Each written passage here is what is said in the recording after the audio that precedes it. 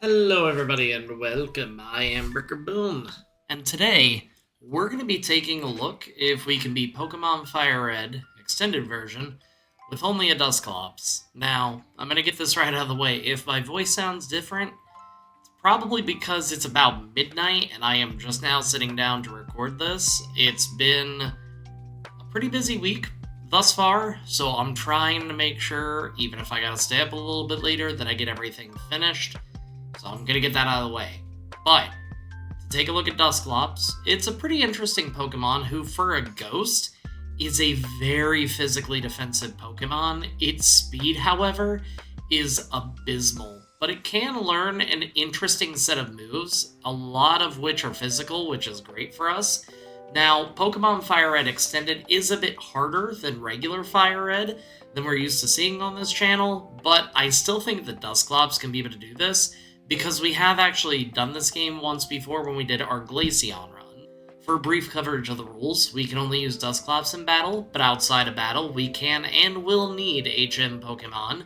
We can't heal in battle, but we can outside of battle. Finally, I do allow rare candies, but I typically try to fight all viable trainers before going down that route.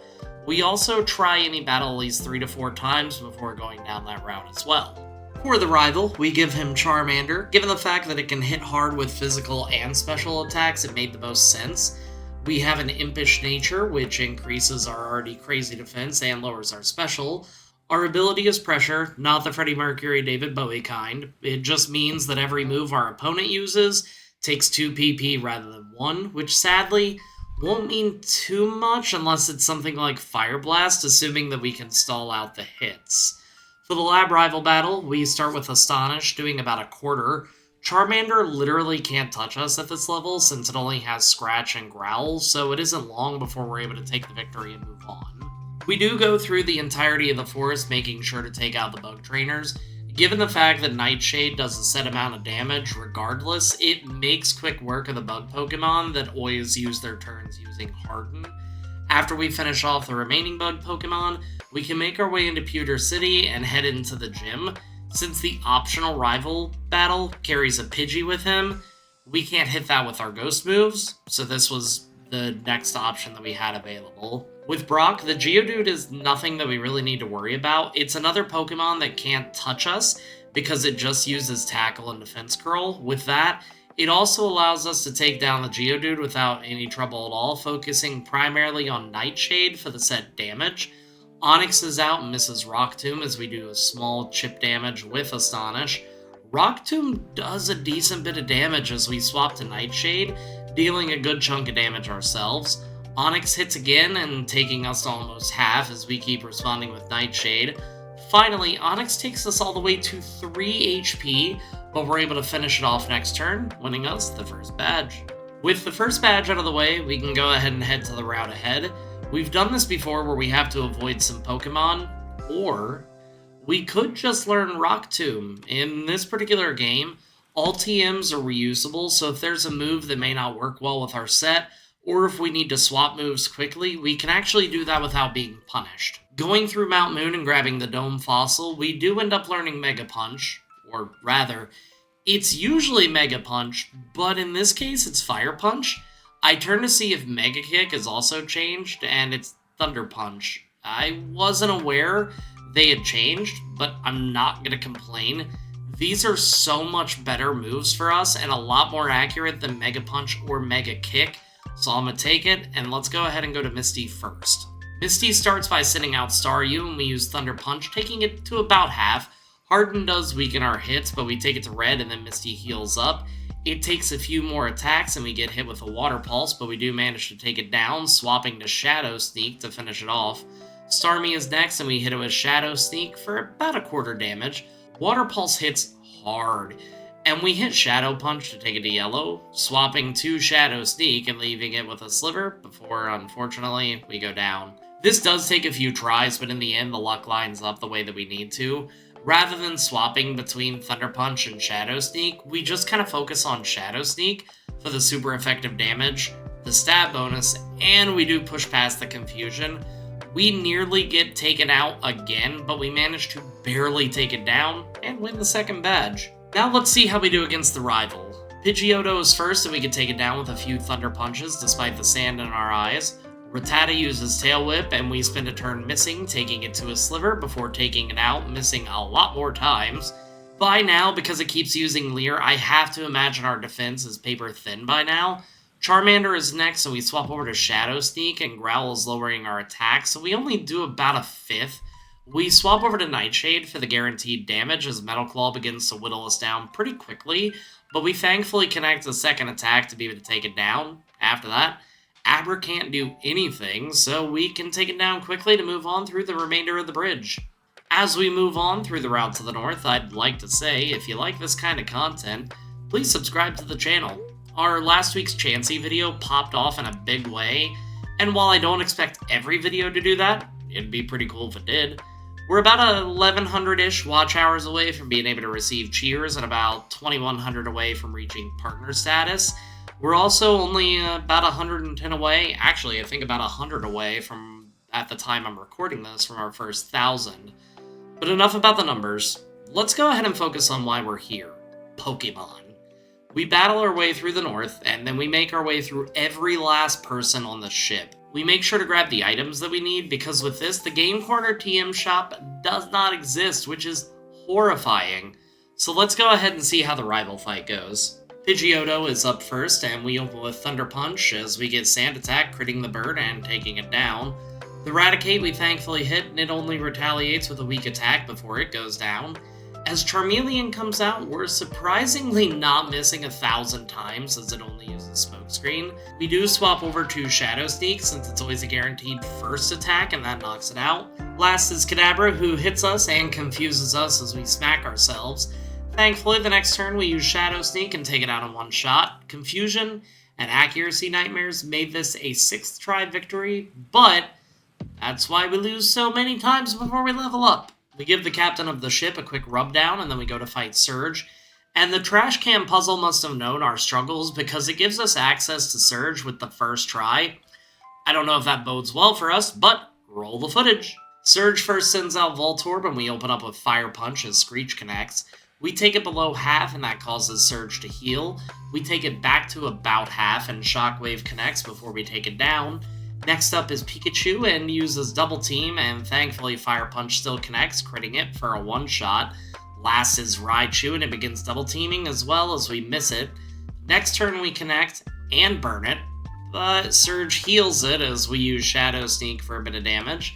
Raichu hits us with Shockwave, and we hit it with Fire Punch to take it out, but as revenge from Beyond the Grave, it paralyzes us as we win the battle, but we're able to go ahead and move on to the next arc of the game. Now, like I said, we don't have access to Ice Beam, or Flamethrower, Shadow Ball, or any of the other moves that we normally do. The added difficulty of this particular ROM makes it so the Game Corner TMs aren't available, so we grab Return, we grab Psychic, and while our special is poor, I'm sure we can find some use for these as things go on. First up, we go to fight Erica. Given the fact that Giovanni has tanky rock types, we're trying slightly different pathing. Erica first sends out Victory Bell, and we open up with Fire Punch, getting Stun Spored right away and naturally being paralyzed immediately. Giga Drain is doing pretty decent damage, and we take it below half. Erica heals up, and we bring it back down below half.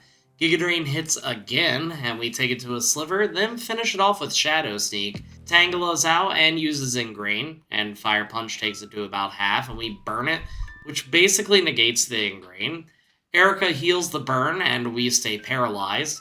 Giga Drain is healing it up, and we take it to a sliver once more before, and we stay paralyzed again. Shadow Sneak doesn't do as much as I hoped, so we go down to Tangela of all Pokemon. So unfortunately, we try this a few times and we're not getting anywhere, so we head to the Game Corner. We make sure to spend time taking out the various grunts throughout the building, grabbing the vitamins that are available, and then challenging the boss man himself. Giovanni starts with Onyx, and we open up with Shadow Sneak just to test damage, which doesn't do as much as I hoped. Smackdown doesn't do much, and we're experimenting at this point, figuring out which will do the most damage as we get pinged repeatedly, and we do manage to take it down. Bite is doing a lot of damage and getting some flinches, and ultimately we go down without too much of a struggle. Given the fact that we took out some of the grunts, we go back to Erica's gym and take out the additional trainers in there. After that, we go ahead and challenge her, mostly wanting to see if we can. If not, we can head back to the rival in Lavender, but it's not like we can do much there. We'll see what happens. Victory Bell is first, and we use Fire Punch, burning it and getting Sunspored. After that, she actually switches to Tangela, and we hit it as well, getting hit and staying paralyzed the next turn. We get hit with another Fire Punch, taking out the Tangela, and then when Victory Bell comes out, we're luckily able to do the same with it. As Vileplume comes out, we hit it with Fire Punch and get hit with Mega Drain, which I think took it just outside of healing range, and we don't stay paralyzed, so we're able to take it down, winning us the badge, albeit very narrowly. Knowing that we likely still won't be able to take down Giovanni, and knowing that we can get a level or two, we actually head back to Lavender Tower, ready to face off against the rival. The rival starts off with Pidgeotto, and we get hit with Gust, but knock it out with a single Thunder Punch. Next up is Gyarados, and it's 4 times weak to electricity, so we're able to knock it down with a single hit. With Charmeleon, we hit it to half with Return as it hits us with Smokescreen, and we take it to a Sliver next turn. Our HP isn't great, as we select Shadow Sneak, thankfully taking it down, but this isn't looking good. With the Execute, we hit it with Fire Punch, and it puts us to sleep. Then, the rival switches to Kadabra, and Kadabra pings us down to 15 HP before we wake up, and a single Shadow Sneak takes it out. After that, the eggs come back out, and we take it down, winning the battle, though, once again, barely. So it's about this time, because I usually have a set pattern, I try to go through the rest of the tower, only to realize that is not something that I'm able to do. So, we do the one thing that is available to us and head back to face off against Giovanni. We take about 1/5 of Onyx's health, and thankfully it only hits us one time as we just wail on it, taking it down. With Kangaskhan, we focus on Fire Punch, mostly just wanting to cut down its attack, and thankfully we get the burn, which allows us to do so. And then he just switches to Rhyhorn, and a few Shadow Sneaks are able to do the job, but our HP is not great. Kangaskhan is back out on the field, and we can hit it with Fire Punch to take it out, once again winning the battle narrowly.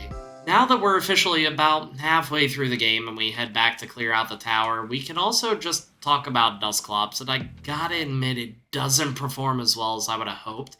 It has a thick defense, but given the fact that it doesn't have a high HP stat, even a soft hit can wreck our plans.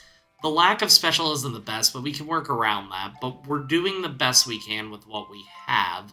But now, we have some stuff to take care of, including going through Cycling Road and heading to the Safari Zone, and of course, some good old Safari Zone scramble, though this will actually be randomized.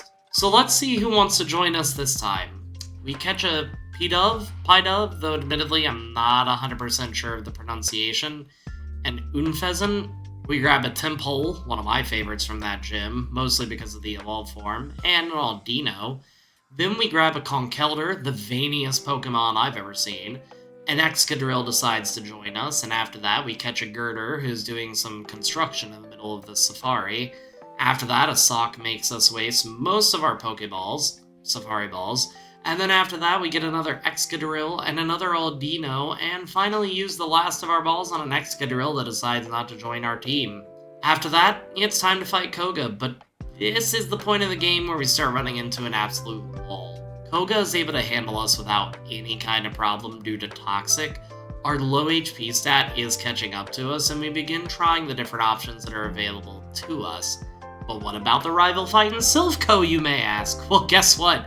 Different trainers, same result. The rival is able to take care of us pretty handily, even with us taking out a majority of the grunts within the building. So with no other options literally available to us, we level up for the first time to be able to get a little bit further within the game.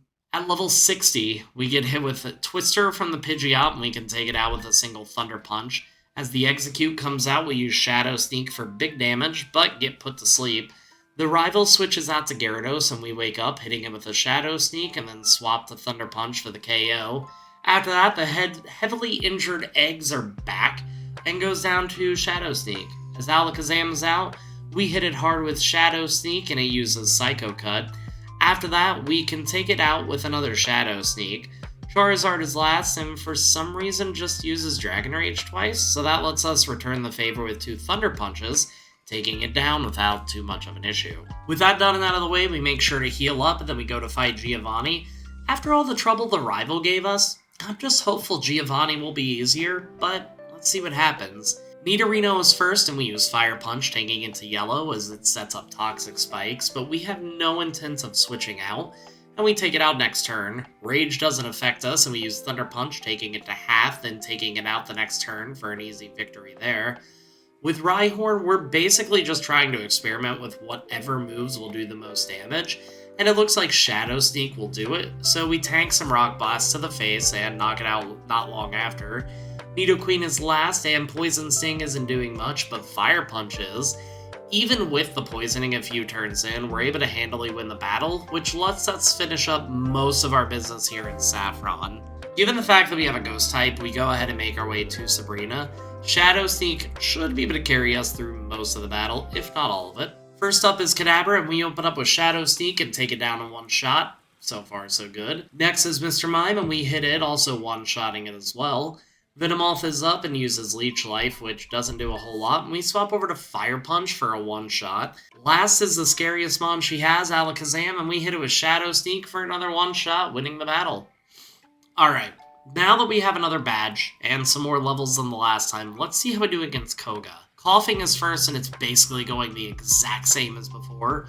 Ultimately, it keeps coming down to Koga being able to survive too many hits after using Toxic on us. Even if we take down the Coughing quickly, the Muck, the Wheezing, all able to poison us, so to even get past that, we have to bulk up a little bit more, and just as an inside scoop, this will not be the last time it happens.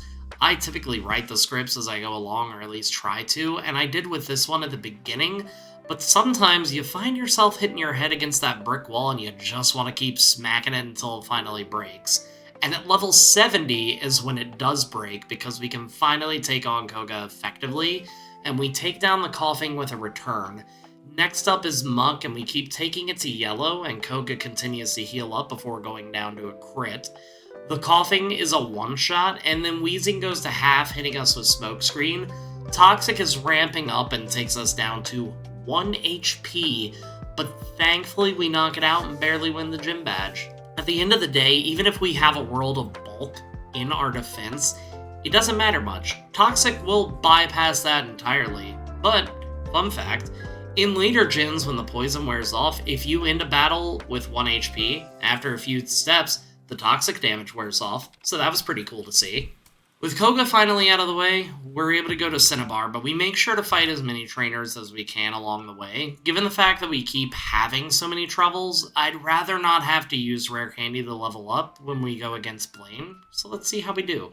The battle with Blaine is honestly not too bad overall. The Growlithe is a one-shot with Rock Tomb, and Arcanine is where we begin trading hits back and forth.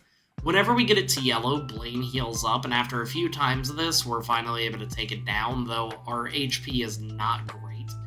Ponyta's next and goes to a Sliver, and then for some reason he switches to Rapidash on the Shadow Sneak. Rapidash bounces and misses, so we can swap back over to Shadow Sneak to take it out. And with that, the injured Ponyta's back out, so we can take it out with a Shadow Sneak and barely win yet another battle. These close call battles are steadily taking some years off of my life. This battle took me about 6 tries, and the only reason that we won is due to the bounce missing. Given the fact that we can learn TMs multiple times, we go ahead and swap out Return for Psychic going into the Giovanni battle. His bulky Pokemon aren't going to be affected much by Return, so we definitely want to opt for the special moves. Psychic takes Rhyhorn down to red as we get scary faced. Giovanni heals up, and then the next turn we can go ahead and take it down. Dugtrio is next, and we take it to yellow as it hits Earthquake, heals up. We exchange attacks again and then knock it out. Rhyhorn goes to about half and hits us with Earthquake, and we can take it out. After that, we repeat the process with Nidoqueen, and last up is Nidoking, who we take to red with Psychic as Earthquake takes us all the way down to 9 HP. We then swap over to Shadow Sneak to, you guessed it, narrowly win another battle. Now, for this next battle, I'm going to be completely honest and tell you that we lose a lot. So we do end up some leveling, but that's partly due to candy and partly due to travel. We actually have to go back to the Safari Zone because inside there's a quick claw.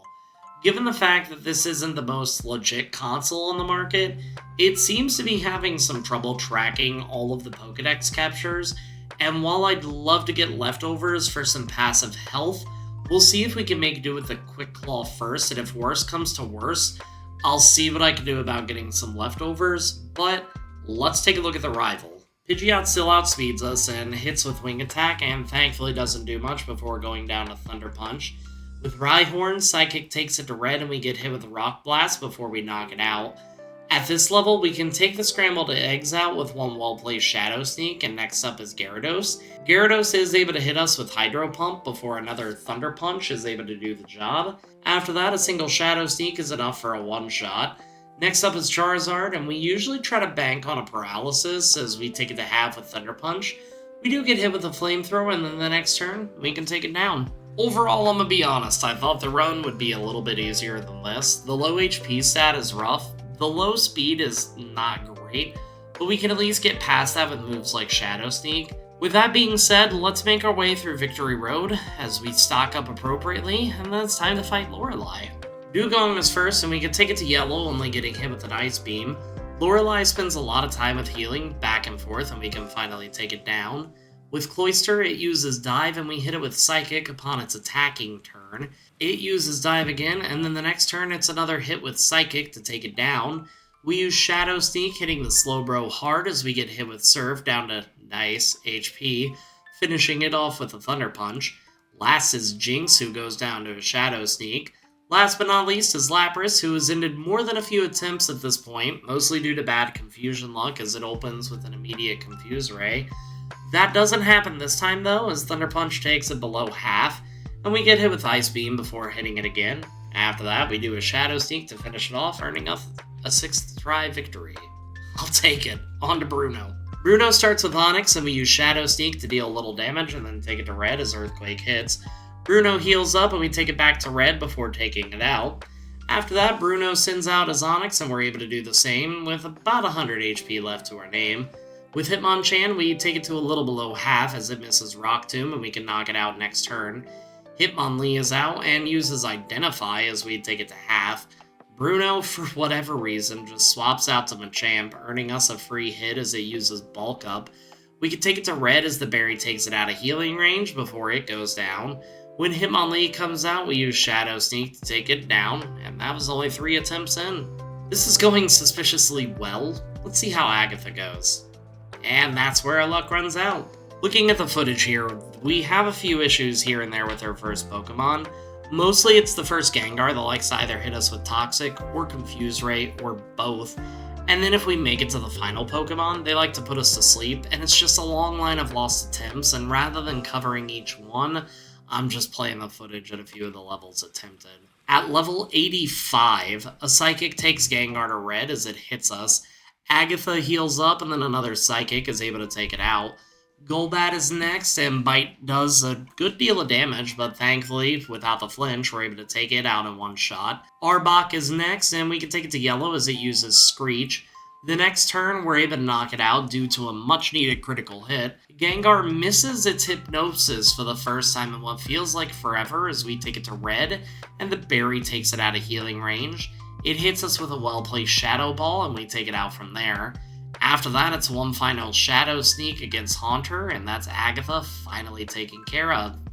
Lance time. Gyarados hits with Dragon Rage and goes down to a single Thunder Punch. We can get Dragonite to about half, but Outrage is able to make pretty quick work of us, and every attempt is about the same. So we go through a lot of trial and errors. Mostly errors. We have to level up, and even at level 100, we're still getting rocked. Truth be told, I was beginning to wonder if we were actually going to be able to beat this challenge. We tried a lot of different methods, but finally, this attempt happens. With the Gyarados, we just focus the best we can on double teaming because at this point, there's no way that we can tank that many attacks. As we build up the double team, we've taken a few Dragon Rages, but then we're able to just go ahead and take it out of one shot. The Dragonair goes to half and it misses its attack so we can take it out. The next Dragonair is thankfully the same method as it goes out without too much trouble. With Dragonite, we use Toxic, and between Toxic and Shadow Sneak damage, even with Lance healing up, we're able to take it out pretty quickly. Finally, with Aerodactyl, we take it to red as it hits us down to 37 HP, before we take it out with Shadow Sneak, finally letting us move on to the champion. Final rival and final battle time.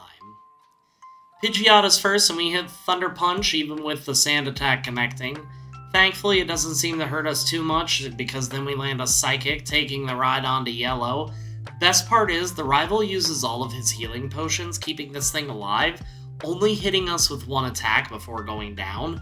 Gyarados is able to pop off on a Dragon Rage, and a single Thunder Punch takes it down.